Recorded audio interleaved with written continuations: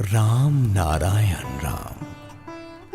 সূর্য স্বয়ং দুলছে সমস্যায়, পৃথিবী দুলছে সমস্যায়, তাই জীবজগতের প্রতিটি জীবও দুলছে অনন্ত সমস্যায়।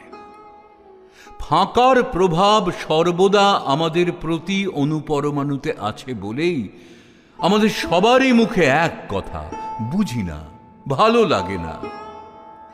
যদি বুঝেই ফেলি তবে যে শূন্য ভরপুর হয়ে যায়, তাহলে শূন্য তো আর শূন্য থাকে না, বিরাট আর বিরাট থাকে না।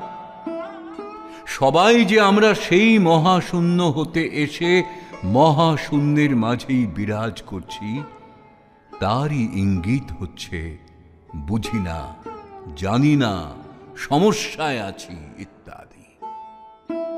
আমাদের এই দেহ মহাশূন্য হতে সৃষ্ট হয়েছে বলেই আমরা রোগ, শোক, দুঃখ, দৈন্য এবং ঘাত প্রতিঘাতের সমস্যায় দুলছি। ফাঁকা থেকে সৃষ্টি বলেই সেই ফাঁকার অবস্থাটা নানাভাবে ব্যক্ত হচ্ছে।